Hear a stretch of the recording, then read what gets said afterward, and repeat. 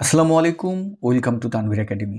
আজকের ভিডিওটিতে আমরা মাইক্রোসফট এক্সেলের কন্ডিশনাল ফরম্যাটিং এর 3টি টিপস অ্যান্ড ট্রিক শেয়ার করব।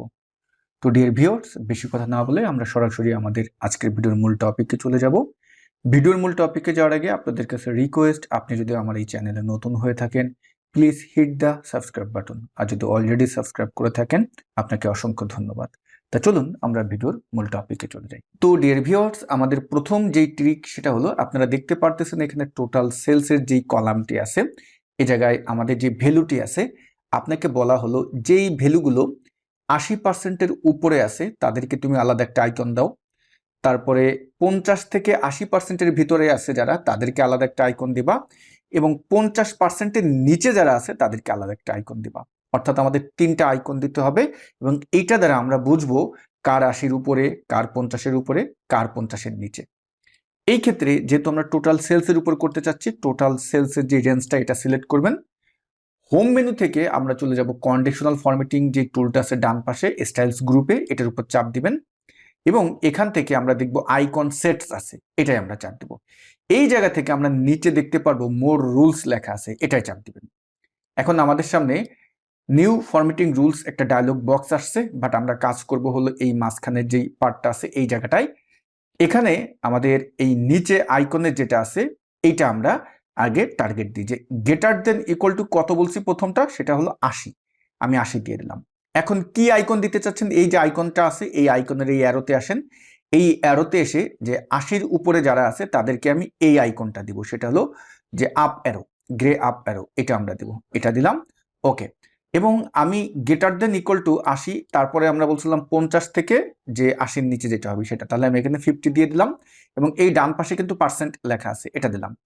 এবং এইটার ক্ষেত্রে আপনি কি দিবেন, এই অ্যারোতে আসলাম, এটার ক্ষেত্রে আমি দিব হলো যে আমরা এটাকে কি আপনি দিয়ে বোঝাবেন, আমি ধরুন এইটা বোঝালাম যে ইয়েলো ড্যাশ, এটা দিয়ে আমি বোঝাচ্ছি, ওকে।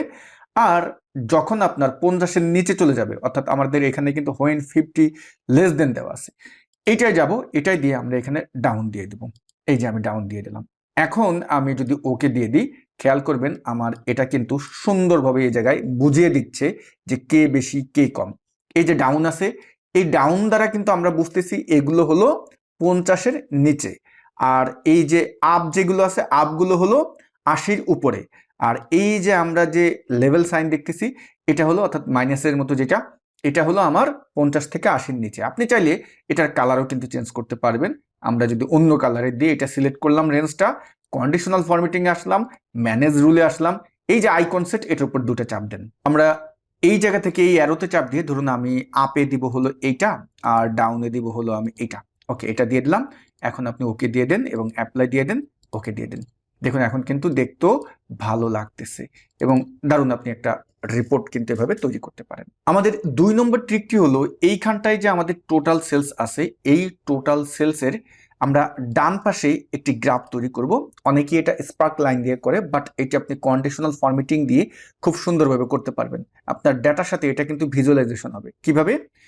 এক্ষেত্রে আমাদের যেটা করব যে আমরা এই ডান পাশে এখানে ইকুয়াল টু সাইনকে কল করে এই ভ্যালুটাকে কল করলাম, এন্টার বাটনে চাপ দিলাম। এবার আমরা এটাকে ড্র্যাগ করে নিচে নামিয়ে নিই, এবং এই যে রেঞ্জটা আছে এটা কিন্তু সিলেক্ট করবেন।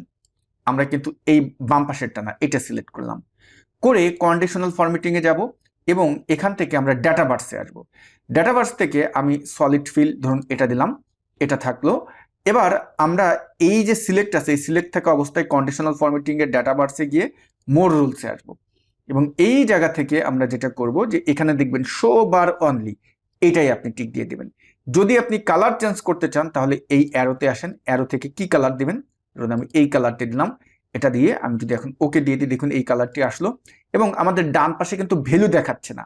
আর এই টোটাল সেলসের যে পাশের সেলটা আছে এটা সিলেক্ট করে আমি মার্জান সেন্টার করে দেব, ওকে করে দিলাম। তাহলে আমার কিন্তু এই যে ভ্যালুটা আছে ভ্যালুর সাথে কিন্তু এই চার্টটার একটা ভিজুয়ালাইজেশন হয়ে গেল। কিভাবে দেখুন, আমি যদি কোনো একটায় গিয়ে, যেমন এই জায়গাটায় আমি এই 761 আছে, এটাকে যদি 244 করে দিই, আপনারা দেখতে পারবেন ডান পাশের এটা কিন্তু একটা পরিবর্তন হচ্ছে, সুন্দরভাবে কিন্তু পরিবর্তন হলো। তো আমরা এভাবেই কিন্তু আমাদের যে ভ্যালুটা আছে কলাম ভিত্তিক, এইটাকে আমরা ডান পাশে একটা হেল্পার নিয়ে কন্ডিশনাল ফরম্যাটিং এর মাধ্যমে ভিজুয়ালাইজেশন দিতে পারি। 3 নম্বর যে ট্রিকটি এটা হলো যে ধরুন আমার এই টোটাল সেলস যেটা আছে, এখানে আপনি চাচ্ছেন যে যারা 2500-র উপরে আছে তাদেরকে আপনি এই ডান পাশে যেই একটা কলাম আছে এখানে আমরা হেল্পার কলাম নিয়ে করব। আমরা একটা ইন্ডিকেটর দিব, সেটা হলো যে 2500-র উপরে যারা থাকবে তাদেরকে আমরা কি দিব, আমরা রাইট যে টিকটা এটা দিব, এবং 2500-র নিচে যারা আছে তাদেরকে আমরা ক্রস যেই আমাদের সাইনটা এটা দিব। তাহলে এটা কিভাবে করব?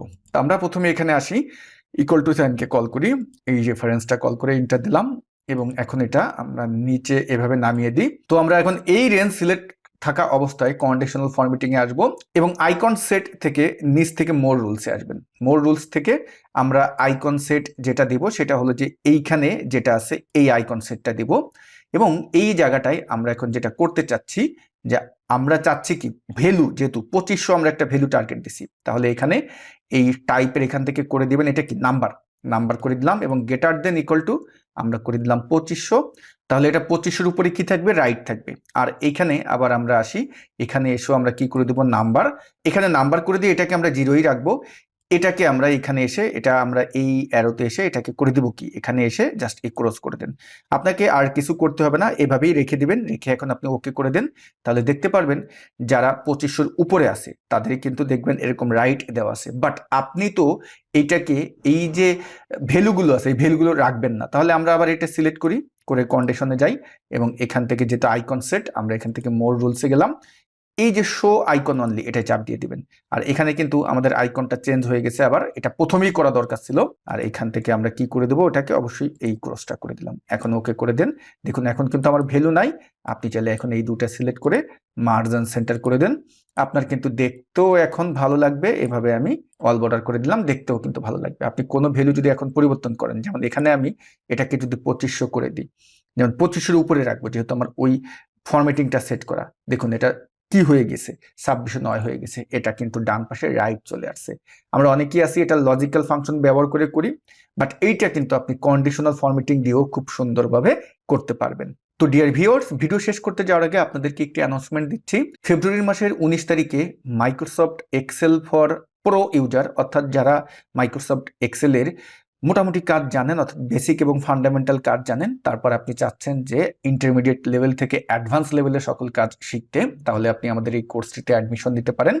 এই কোর্সটি আমাদের শুরু হবে ফেব্রুয়ারি মাসের 19 তারিখ থেকে। কোর্স লিঙ্ক থাকবে এই ভিডিও ডেসক্রিপশন বক্সে, বিস্তারিত খুব সুন্দর করে লিখে দেওয়া আছে। আশা করি আপনি কোর্সের লিঙ্কে ক্লিক করে আপনার অ্যাডমিশনটি কনফার্ম করে ফেলবেন।